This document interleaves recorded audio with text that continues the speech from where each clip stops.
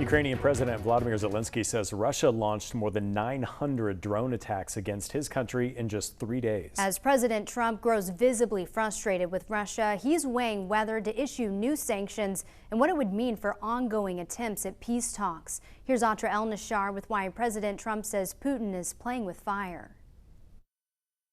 More than 4 months into his second term, President Trump is starting to see Russian President Vladimir Putin in a new light. I don't know what the hell happened to Putin. I've known him a long time, always gotten along with him, but he's sending rockets into cities and killing people, and I don't like it at all, okay?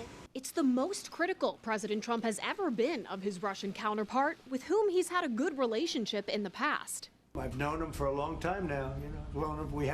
We had to go through the Russian hoax together. I don't believe he's going to violate his word. I don't think he'll be back. When we make a deal, I think the deal's going to hold. Months of fruitless attempts to end Putin's war, leaving Trump visibly frustrated. What Vladimir Putin doesn't realize is that if it weren't for me, lots of really bad things would have already happened to Russia, and I mean really bad. He's playing with fire. Trump posting on social media Tuesday. The president's newfound exasperation has been felt by almost all of Washington and America's allies for the past 3+ years of this war. Putin doesn't understand strongly worded tweets.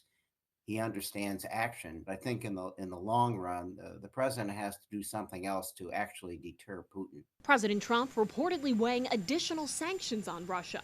If he goes through with it, it would mark a major shift in his strategy, given what his Secretary of State told senators just last week. The president's belief is he believes that right now, if you start threatening sanctions, the Russians will stop talking. On Tuesday, Republican Senator Chuck Grassley of Iowa posting on social media, "I believe President Trump was sincere when he thought his friendship with Putin would end the war. Now that being the case, it's time for sanctions strong enough so Putin knows game over." Additional sanctions on Russia could also complicate any talks between the U.S. and Russia over future prisoner exchanges. And President Trump's given no indication that this would be met with a boost in support for Ukraine.